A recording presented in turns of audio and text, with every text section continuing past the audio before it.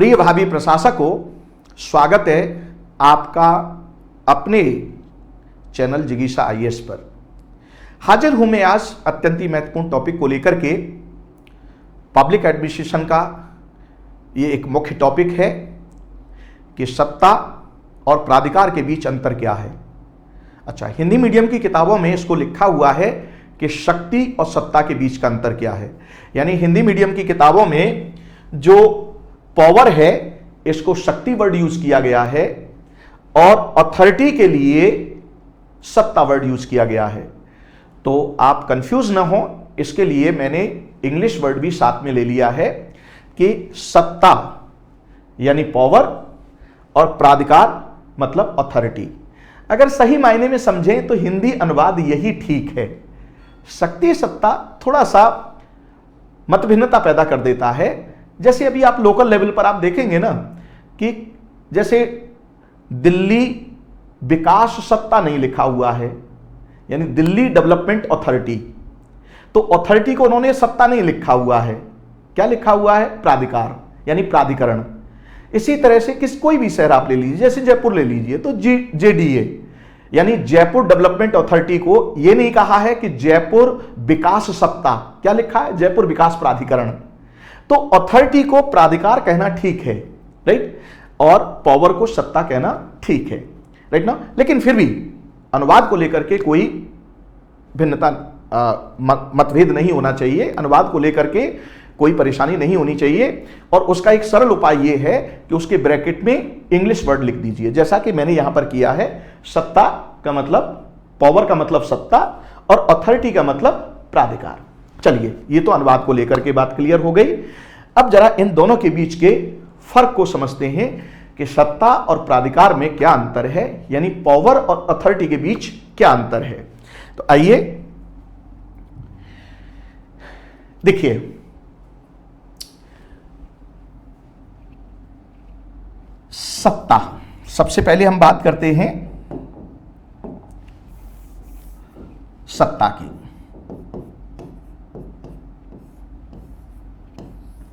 यानी पावर।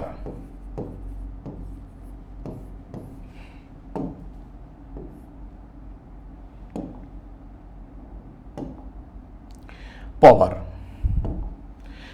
देखिए सत्ता का मतलब क्या है, जरा इसको सिंपली परिभाषित करते हैं हम कि किसी भी समाज में, कोई भी समाज हो, भारत हो, अमेरिका हो, ब्रिटेन हो, फ्रांस हो, जर्मनी हो, ये सभी जगह एप्लीकेबल है।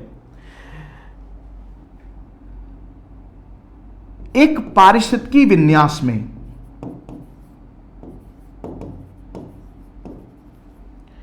एक पारिस्थितिकी विन्यास में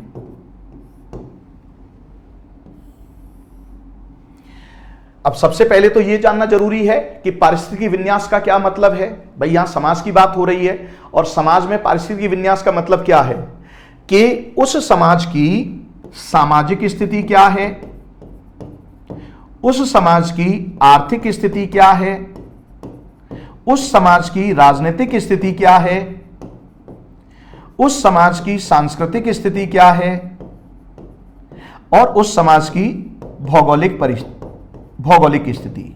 यानी इस सब संयोजन को आप मिला दीजिए तो यह क्या हो जाता है? पारिस्थितिकी विन्यास हो जाता है। जैसे पारिस्थितिकी विन्यास का मतलब हुआ, जैसे अभी आप दिल्ली को ले लीजिए तो दिल्ली का एक टेरिटरी हो गई, एक भौगोलिक सीमा हो गई उसकी, राइट नाउ। उसकी सामाजिक सांस्कृतिक परिवेश है, उसका एक आर्थिक परिवेश है, उसका राजनीतिक परिवेश है। तो इसको क्या कहेंगे हम? पारिस्थितिकी विन्यास। किसका? दिल्ली का। इसी प्रकार से पारिस्थितिकी विन्यास उत्तर प्रदेश का, इसी तरह से पारिस्थितिकी विन्यास राजस्थान का। यानी ये हो गया स्टेट लेवल पर। अगर हम कंट्री के लेवल पर देखें तो भारत का अपना एक पारिस्थितिकी विन्यास है, तो उस पारिस्थितिकी विन्यास में कौन हो गई? आपकी भारत सरकार, राइट नाउ। राज्य के पारिस्थितिकी विन्यास में कौन हो गई? आपकी राज्य सरकार।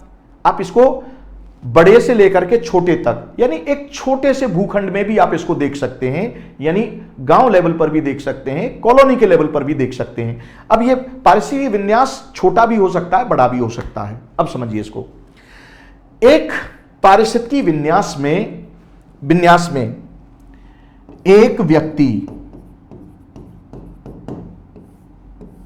या व्यक्तियों का समूह।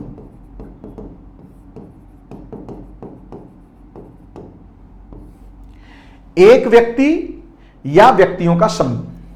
अब इसका व्यक्तियों का समूह का मतलब निकाय के रूप में हो सकता है, ये निकाय भी हो सकता है। एक व्यक्ति या व्यक्तियों का समूह प्रतिरोध के बाद भी, ये मोस्ट इंपॉर्टेंट फैक्टर है, प्रतिरोध के बाद भी अपनी बात मनवा सके, बात या इच्छा को मनवा सके, मनवा सके, तो यह क्या कहलाएगी? सत्ता, यानी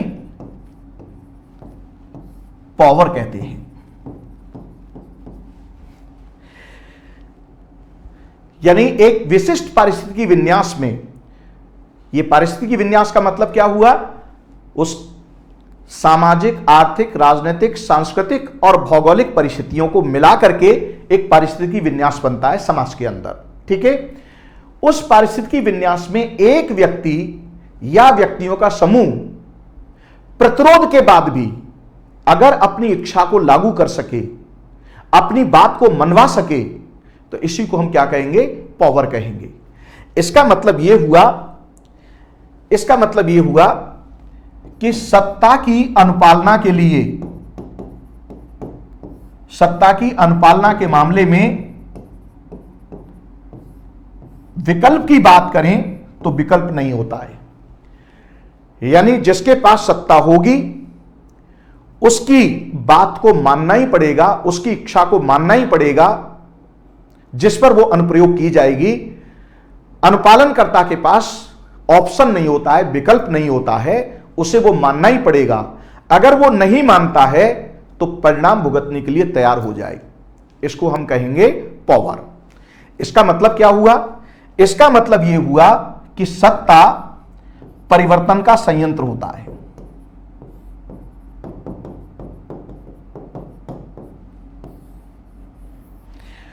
यानी अगर आपके पास पावर है तो आप उसके माध्यम से आप परिवर्तन ला सकते हैं, क्योंकि वो आपकी इच्छा पर निर्भर करेगा कि आप किस तरह का परिवर्तन लाना चाहते हैं। लेकिन परिवर्तन निश्चित तौर पर ला पाएंगे आप किसके आधार पर? पावर के आधार पर। अब ध्यान दीजिएगा, यहां से बात अब आगे बढ़ती है कि पावर जो है वो समाज की यानी समाज की संपत्ति मानी जाएगी, या जिनके पास वो पावर है केवल उनकी संपत्ति मानी जाएगी।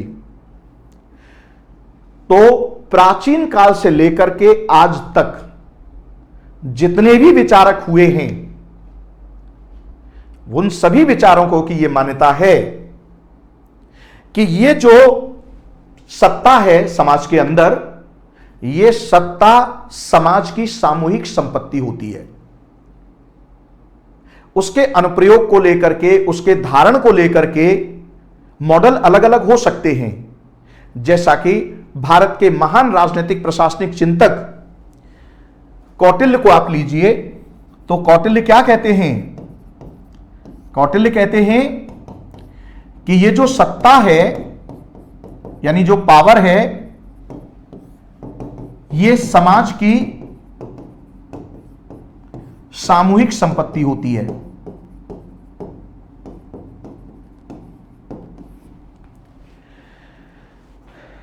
और राज्य द्वारा इसका क्या किया जाएगा? संचालन किया जाएगा। क्यों? क्योंकि राज्य भी समाज की एक संस्था होती है। यानी राज्य समाज की एक सामाजिक संस्था होती है। यानी किसी भी समाज के जो राजनीतिक व्यवस्था होती है उसी को हम क्या कहते हैं? राज्य कहते हैं। तो समाज की इस सामूहिक संपत्ति का जो संचालन है वो किसके द्वारा किया जाएगा? राज्य के द्वारा किया जाएगा। और यह राज्य समाज की एक सामाजिक संस्था है।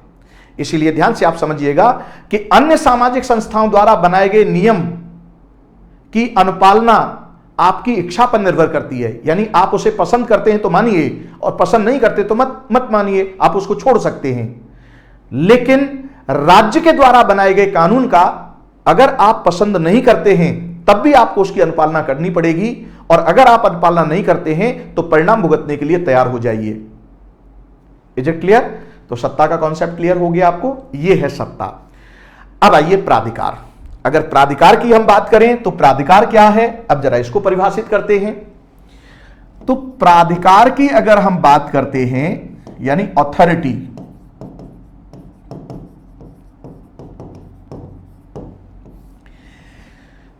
तो इसका संबंध सत्ता से ही है। यानी आप सत्ता का जब संचालन करेंगे, यानी जब आप उसको एक्सरसाइज करेंगे, मान लीजिए समाज की सामूहिक संपत्ति सत्ता हो गई, ठीक है ना, और राज्य द्वारा उसका क्या किया जाएगा, संचालन किया जाएगा। तो भाई ये बताना पड़ेगा ना आपको कि इस सत्ता का जो अनुप्रयोग है वो किस उद्देश्य के लिए है। तो उद्देश्य बताना पड़ेगा आपको। जब उस राज्य सत्ता का प्रयोग किया जाएगा तो उसका तरीका क्या होगा, यानी उस पावर का प्रयोग करने का जो प्रक्रिया है वो क्या होगी, यह भी आपको बताना पड़ेगा। उस प्रक्रिया में कौन कौन शामिल होंगे, यानी एक तो वो होगा जो नेता की भूमिका निभाएगा, नेतृत्व की भूमिका निभाएगा, और एक वो होगा जो उसके द्वारा लिए गए निर्णय को क्या करेगा, एग्जीक्यूट करेगा। तो ध्यान से आप समझिएगा कि जब सत्ता का संचालन करना है तो सत्ता के संचालन के लिए आपको यह बताना पड़ेगा कि सत्ता के उद्देश्य क्या हैं, यानी किस उद्देश्य के लिए इसको एक्सरसाइज किया जाना है, किस उद्देश्य की पूर्ति के लिए, यह आपको बताना पड़ेगा। फिर आपको यह बताना पड़ेगा कि इसकी प्रक्रिया क्या है, प्रोसेस क्या होगा, यह भी आपको बताना पड़ेगा। फिर आपको यह भी बताना पड़ेगा कि भाई इस प्रक्रिया में कौन कौन शामिल होंगे, और कौन कौन शामिल होने का मतलब है कि इसमें यह बताना पड़ेगा कि नेता कौन होगा और अनुयायी कौन होंगे। ये दोनों बातें आपको क्लियर करनी पड़ेंगी। यानी आपको यह बताना पड़ेगा कि आपका यानी नेता और अनुयायी, यह आपको बताना पड़ेगा। यानी कहने का मतलब यह हुआ कि आपके, ध्यान से आप समझिएगा कि आपका बॉस कौन होगा और अधीनस्थ कौन होगा, यानी सीनियर और जूनियर को स्पष्ट करना होगा इसमें। यानी एक प्राधिकारी होगा और दूसरे कौन होंगे, अनुपालनकर्ता, यानी अधीनस्थ होंगे जो उसकी अनुपालना करेंगे।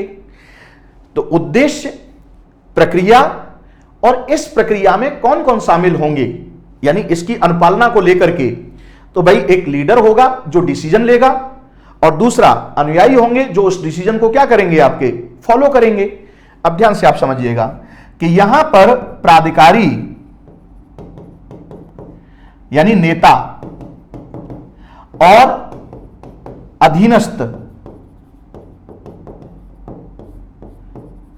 के जो बीच संबंध होंगे, राइट नाउ, ये संबंध कैसे होंगे, न्यायपूर्ण होंगे। यानी ये संबंध न्यायपूर्ण होना चाहिए। अगर संबंध न्यायपूर्ण नहीं होगा तो आप बताइए ये अधीनस्थ इसकी बात क्यों मानेगा, राइट, या नेता इन पर क्यों भरोसा करेगा। तो ये स्पष्ट होना जरूरी है। यानी सरल शब्दों में समझिए, सत्ता का प्रयोग किस उद्देश्य के लिए,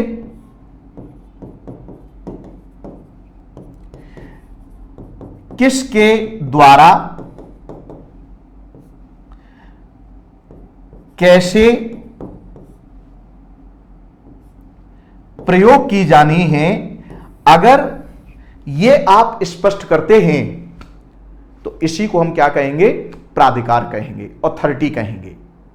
इसका मतलब क्या हुआ, इसका मतलब यह हुआ, ध्यान से समझिएगा, इसका मतलब यह हुआ कि भाई जो सत्ता है यानी जो पावर है, अगर इसका संचालन करना है आपको तो बिना प्राधिकार के सत्ता का संचालन नहीं होगा। यानी सत्ता के संचालन के लिए किसकी आवश्यकता पड़ेगी, प्राधिकार की आवश्यकता होगी।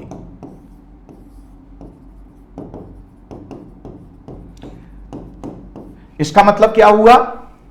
इसका मतलब यह हुआ कि प्राधिकार वो व्हीकल है, राइट ना, जिस पर सत्ता की सवारी होती है, यानी बिना अथॉरिटी के सत्ता का संचालन नहीं हो सकता। अब आप ये बात एक अलग है कि उसका मॉडल क्या होगा, राइट ना, ये बात अलग है। जैसे आप देखेंगे कि राजतंत्र में इसका अलग मॉडल था, राइट। उसी प्रकार से जब अधिनायकवाद में आते हैं तो इसका मॉडल अलग होता है। तानाशाही में जब आप आएंगे तो उसका मॉडल अलग है। सामंतशाही में जब आप आएंगे तो मॉडल अलग है। जब लोकतंत्र में आएंगे तो मॉडल अलग है। विधि के शासन में जब बात करेंगे, यानी लोकतंत्र और विधि के शासन में जब बात करेंगे तो इसका मॉडल क्या हो जाएगा? अलग हो जाएगा। तो मॉडलों में भिन्नता हो सकती है, लेकिन यह कन्फर्म है कि सत्ता का संचालन बिना प्राधिकार के नहीं होगा। तो यहां तक अब आपको निचोड़ के रूप में क्या बात निकल करके आ रही है? अब जरा जो कि मूलतः हम लोग अंतर को डिस्क्राइब करने वाले हैं आपको। तो अब आ जाइए पॉइंट वाइज, अब इसके बीच हम फर्क को समझते हैं कि फर्क क्या हुआ, अब अंतर क्या हुआ। कि जो सत्ता है, निचोड़ क्या निकल करके आया कि सत्ता की अनुपालना के मामले में विकल्प नहीं होता है। यानी अगर सत्ता है, यानी पावर है, तो उसकी बात माननी पड़ेगी। आपके पास कोई ऑप्शन नहीं है, चाहे आप पसंद करें या न करें, आपके क्षेत्राधिकार में है या नहीं है, वो कोई मायने नहीं रखता है। क्यों?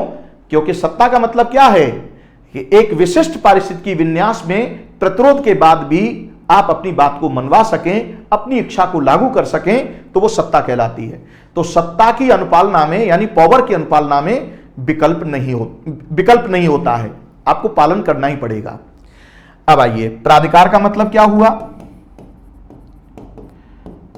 प्राधिकार की अनुपालना में, ध्यान से आप समझना, अनुपालना में विकल्प होता है। क्या होता है?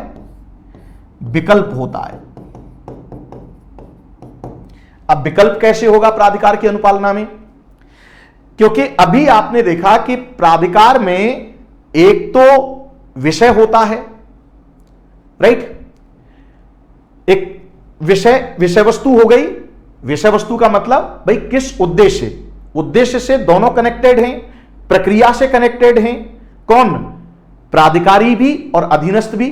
तो मूलतः यहां पर क्या हुआ? विषय वस्तु हो गई। अगर ये कंटेंट बदल गया तो प्राधिकार का अनुपालन नहीं होगा, राइट। जैसे, छोड़िए, जीवन से समझिए इसे। जैसे अभी मान लीजिए कि आप किसी जिले के एसपी हैं और वहां पर एसपी में आपको प्रभार मिला हुआ है लॉ एंड ऑर्डर का। अब उसी जिले में एक एसपी ट्रैफिक भी है, उनके पास प्रभार किसका है? ट्रैफिक पुलिस का। अब जरा ध्यान से आप समझिए कि एसपी ने उस जिले में, जो ट्रैफिक एसपी है, उसने कोई आदेश दिया है, तो उस जिले की जो ट्रैफिक पुलिस है उस आदेश को मानने के लिए बाध्य है। लेकिन अगर उसी एसपी का आदेश किसी दूसरे जिले की ट्रैफिक पुलिस मानने के लिए बाध्य नहीं है। पहली बात ये क्लियर हो गई। अब आइए दूसरी बात। अगर ये एसपी ट्रैफिक, अभी दूसरे जिले को छोड़िए, उसी जिले में आ जाइए, यानी एसपी ट्रैफिक ने आदेश दिया तो ट्रैफिक पुलिस मानेगी। लॉ एंड ऑर्डर से जुड़ी हुई जो पुलिस है वो उस आदेश को मानने के लिए बाध्य नहीं है, वो एसपी लॉ एंड ऑर्डर से आदेश को मानने के लिए बाध्य है। यानी नेता और अधीनस्थ दोनों ही विशिष्ट विषय से जुड़े हुए हैं कि सत्ता का प्रयोग किस उद्देश्य के लिए किया जाना है, किस प्रक्रिया से किया जाना है, और उसका प्राधिकारी कौन होगा और अधीनस्थ कौन होगा, और उनके बीच में एक संबंध होता है, न्यायपूर्ण संबंध होता है, सहमति आधारित संबंध होता है, राइट। यह बात हो गई। यहां तक समझने में कोई दिक्कत तो नहीं है। अब ध्यान से आप समझिएगा। अभी एसपी लॉ एंड ऑर्डर ने कोई आदेश जारी किया है तो वो ये सामान्य पुलिस है आपकी, जो लॉ एंड ऑर्डर की भूमिका में है। ट्रैफिक पुलिस से उसका कोई लेना देना नहीं है। ट्रैफिक वाले जो मामले हैं वो एसपी ट्रैफिक देखेगा।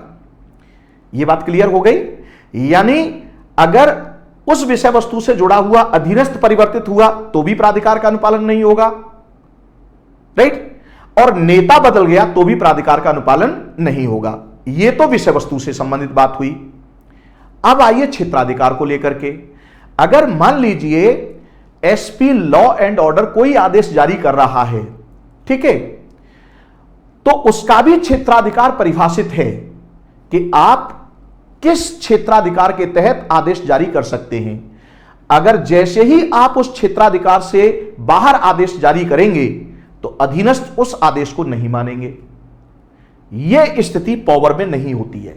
ध्यान दीजिएगा, पावर में क्या होता है कि आपके पास पावर है और जिस पर आप यूज कर रहे हैं उन परिस्थितियों में, तो अब यहां ये किंतु परंतु ये सब कुछ नहीं है। यहां ये नहीं होगा कि भाई आप क्या कह रहे, वो क्षेत्राधिकार में आ रहा है नहीं आ रहा है, क्या पावर है उसके पास, आपको मानना पड़ेगा, बात खत्म, राइट डाउन।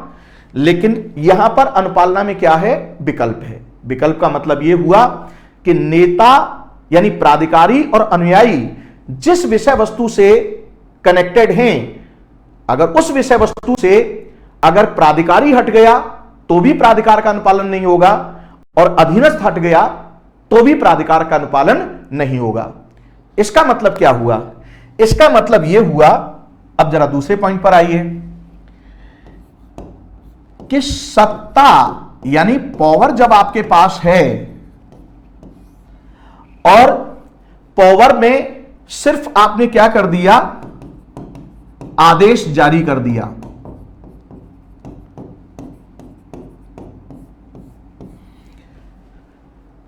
तो अनुपालन होगा, कोई ऑप्शन नहीं है। आदेश जारी कर दिया, बस आदेश जारी करना है, उसकी अनुपालना होनी है।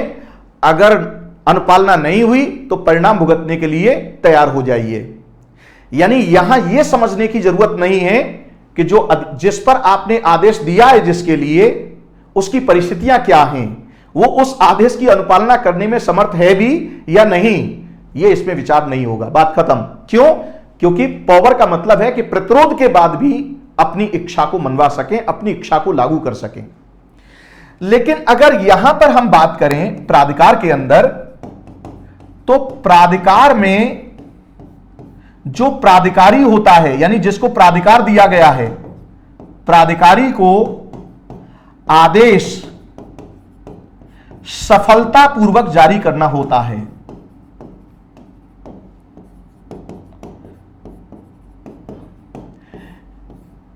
यानी कि जब वो आदेश दे रहा है तो उसे आदेश सफलतापूर्वक जारी करना पड़ेगा। सफलतापूर्वक जारी करने का मतलब आपको समझ में आ रहा है, यानी उसे यह ध्यान रखना पड़ेगा कि उसकी सीमाएं क्या हैं, उन्हीं सीमाओं के दायरे में उसे आदेश जारी करना है, पहली बात। दूसरी बात, उसे यह भी ध्यान में रखना है कि उसके अधीनस्थ की सीमाएं क्या हैं, उन्हीं सीमाओं के दायरे में उसे उस आदेश को जारी करना है। यदि इस सीमा से बाहर गए आप, चाहे आप जानबूझ करके जाइए या अनजाने में जाइए, तो प्राधिकार का अनुपालन नहीं होगा, यानी आपके आदेश का अनुपालन नहीं होगा। जैसे अगर मान लीजिए एक थाना इंचार्ज हैं और अपने अधीनस्थ थाने पर ही वो अपने जूनियर को बोलते हैं कि फायर, आप फायर खोल दीजिए, तो जूनियर कहेगा कि भाई फायर क्यों खोलूं, किस लिए, कि भाई ये व्यक्ति आ रहा है, बस मार दो इसको। तो भाई ऐसे कैसे मार देंगे? बस इसका मतलब क्या हुआ कि यहां पर यह बताया गया है, प्रत्येक पदाधिकारी को प्राधिकार में यह बताया जाता है कि आप किस आदेश की अनुपालना के लिए जिम्मेदार हैं और किस तरह के आदेश की अनुपालना के लिए आप जिम्मेदार नहीं हैं। यह जूनियर पर भी लागू होता है और यह सीनियर पर भी लागू होता है, पूरे पद सोपानिक क्रम में। तो ध्यान से आप समझिए, यहां आपके प्राधिकार जब आपके पास प्राधिकार है, यानी जब आपके पास पावर है, तो आपके आदेश का अनुपालन होना ही है, फिर अधीनस्थ की स्थिति पर विचार नहीं करना है। लेकिन जब आपके पास प्राधिकार है तो इसका मतलब है कि आपको जो सीमाएं दी हुई हैं, उन सीमाओं के दायरे में ही आपको आदेश जारी करना पड़ेगा, और अगर आप ऐसा नहीं कर पाते हैं तो आपके आदेश का अनुपालन नहीं होगा। अब ध्यान से आप समझिए, जैसे इसमें मैक्स वेबर ने प्राधिकार के 3 प्रारूप बताए थे, उस पर अलग से मैं वीडियो लेकर के आऊंगा, चर्चा करूंगा विस्तार से, लेकिन थोड़ा सा यहां समझाने देना जरूरी है। जैसे मान लीजिए परंपरा आधारित प्राधिकार है, विषय वस्तु क्या हो गई, परंपरा हो गई। अब अगर मान लीजिए प्राधिकारी परंपरा से भिन्न आदेश जारी करता है तो अधीनस्थ उसको फॉलो नहीं करेगा। क्यों? क्योंकि उसे पता है कि उसका जो नेता है वो पथभ्रष्ट हो गया है। ठीक इसी प्रकार से अगर मान लीजिए प्राधिकारी परंपरा को फॉलो कर रहा है लेकिन अधीनस्थ का परंपरा में विश्वास नहीं है तो भी प्राधिकार का अनुपालन नहीं होगा। ठीक इसी प्रकार से करिश्मा आधारित प्राधिकार को ले लीजिए। तो करिश्मा आधारित प्राधिकार की जब आप बात करेंगे तो उसमें अगर नेता के पास जो विशिष्ट गुण हैं, जो करिश्माई गुण हैं, अगर उनको वो खो दिया है तो प्राधिकार का अनुपालन नहीं होगा, और अगर अधीनस्थों का उसमें भरोसा नहीं रहा है उन गुणों में तो भी प्राधिकार का अनुपालन नहीं होगा। अब एक है वैध विवेकपूर्ण प्राधिकार। तो वैध विवेकपूर्ण प्राधिकार की जब आप बात करेंगे तो इसमें सीनियर और जूनियर दोनों ही उस विधि से बंधे हुए हैं। विधि से बाहर न तो प्राधिकारी जा सकता है और न ही आपका अधीनस्थ जा सकता है, उस विधि से बंधे हुए हैं दोनों ही, राइट। तो उनको क्या करना है आपका, यानी अगर कोई भी उससे बाहर गया तो प्राधिकार का यानी आदेश का अनुपालन नहीं होगा। तो यहां पर क्या है कि प्राधिकारी को आदेश को सफलतापूर्वक जारी करना होता है। यह ध्यान में रखना होता है कि अधीनस्थों की स्थितियां क्या हैं, परिस्थितियां क्या हैं, इस बात को ध्यान में रखते हुए उसकी ट्यून क्या होगी, उसकी मात्रा क्या होगी, उसमें बहुत सारे विचार उसको करने पड़ेंगे, तभी उसके आदेश का अनुपालन होगा, अन्यथा नहीं हो पाएगा। Is it clear? ये दूसरा। ऐसा क्यों? अब एक और यहां पर क्या है, क्योंकि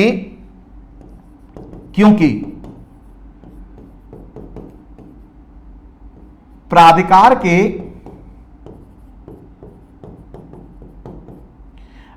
के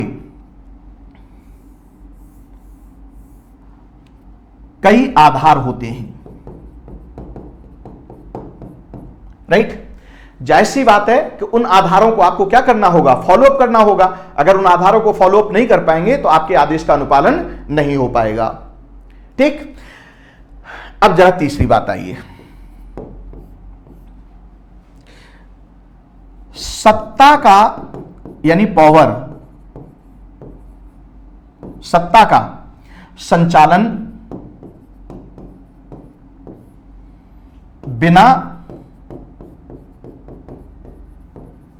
प्राधिकार के नहीं हो सकता।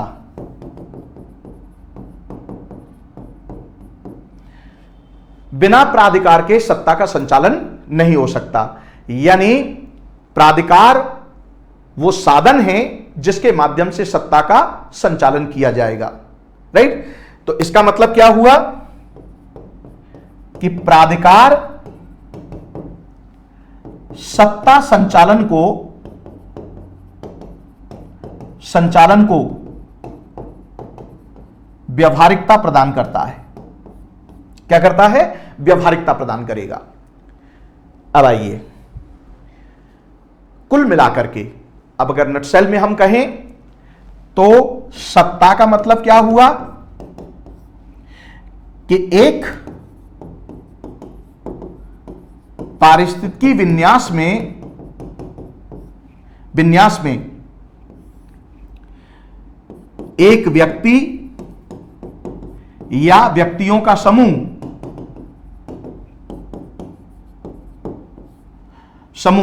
प्रतिरोध के बाद भी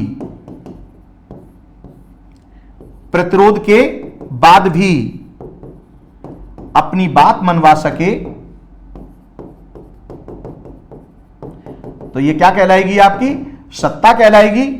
और अगर हम प्राधिकार की बात करें तो प्राधिकार क्या निकल करके आएगा? अगर इसको एक लाइन परिभाषित किया जाए, यानी 2 लाइन में, जैसे 2 लाइन में सत्ता को परिभाषित किया जाए तो आप इस तरह से लिखेंगे, और प्राधिकार को परिभाषित करने की बात आए तो आप क्या कहेंगे कि एक विशिष्ट विषययुक्त एक विशिष्ट विषय युक्त आदेश। अगर इस विशिष्ट विषय को आप हटा देंगे, यहां विशिष्ट विषय की कोई जरूरत नहीं है, आदेश है, जारी कर दिया, अनुपालना होगी। यहां पर क्या है, एक विशिष्ट विषय युक्त आदेश जिसका अनुपालन संबंधित, यह भी मोस्ट इंपॉर्टेंट बात है, संबंधित विशिष्ट समूह द्वारा किया जाता है। तो यह क्या कहलाएगा, आपका प्राधिकार कहलाएगा। तो आशा करता हूं कि सत्ता और प्राधिकार के बीच का यह अंतर आपको समझ में आया होगा। एक नट सेल में पुनः एक बार रिपीट करता हूं मैं कि सत्ता में आदेश आपने जारी कर दिया, बात यानी उसका अनुपालन होना है प्रतिरोध के बाद भी, ठीक। लेकिन प्राधिकार क्या होता है कि एक विशिष्ट विषय युक्त आदेश जो विशिष्ट समूह द्वारा, यानी जूनियर और सीनियर ने, प्राधिकारी और अधीनस्थ दोनों किससे बंधे हुए हैं, इस विशिष्ट विषय युक्त से। जैसे मैंने अभी आपको बताया कि एसपी लॉ एंड ऑर्डर, तो लॉ एंड ऑर्डर ये क्या हो गया, विशिष्ट विषय। ट्रैफिक पुलिस ये क्या हो गया, विशिष्ट विषय। अब इस विशिष्ट विषय में क्या हुआ, जिला, अब दूसरे जिले में नहीं, ठीक है। अब इसमें क्या हो गया, प्राधिकारी कौन हो गया, एसपी, अधीनस्थ क्या हो गई, फोर्स। प्राधिकारी कौन हो गया, आपका एसपी, और सामान्य जो पुलिस है लॉ एंड ऑर्डर से कनेक्टेड, वो क्या हो गए, उसके विशिष्ट समूह। तो एक विशिष्ट विषय युक्त आदेश, ठीक, यानी एसपी लॉ एंड ऑर्डर का, ठीक, जिसका अनुपालन संबंधित विशिष्ट समूह द्वारा, ठीक। अगर एसपी ट्रैफिक है तो traffic police, SP law and order है तो लॉ एंड ऑर्डर से जुड़ी हुई पुलिस, राइट नाउ, ट्रैफिक वाली नहीं। Are you getting the things? संबंधित विशिष्ट समूह द्वारा किया जाता है, प्राधिकार कहलाता है। इसी आधार पर फिर जो मैंने अभी आपको पीछे बताया था कि जो सत्ता है इसके अनुपालन के लिए अनुपालन करना ही पड़ेगा, विकल्प नहीं है। इसके साथ विकल्प है, अनुपालन हो भी सकता है और नहीं भी हो सकता है। क्यों? क्योंकि जैसे ही आप विशिष्ट विषय से हटे तो आपके प्राधिकार का तहत जो आदेश जारी होगा उसका अनुपालन हो भी सकता है, उसका अनुपालन नहीं होगा। यानी आपको यहां पर आदेश सफलतापूर्वक जारी करना पड़ता है। और एक और खास बात कि अगर इन दोनों के रिलेशन की बात करें तो अगर सत्ता का संचालन करना है तो बिना प्राधिकार के सत्ता का संचालन नहीं होगा। प्राधिकार वो व्हीकल है जिस पर बैठ करके, यानी सत्ता की सवारी कौन है, प्राधिकार। यानी पावर की सवारी क्या है, अथॉरिटी। यानी अथॉरिटी के माध्यम से ही सत्ता का संचालन होता है, ये इसे व्यवहारिकता प्रदान करती है। तो ये था यानी पावर और अथॉरिटी के बीच का संबंध और इनके बीच का अंतर। आशा करता हूं कि ये आपको समझ में आया होगा और इसी तरह की अवधारणात्मक बातचीत के तहत विभिन्न संकल्पनाओं को लेकर के मैं आता रहूंगा समय समय पर। आज यहीं पर मैं विराम देता हूं और आपसे विदा लेता हूं। जय हिंद।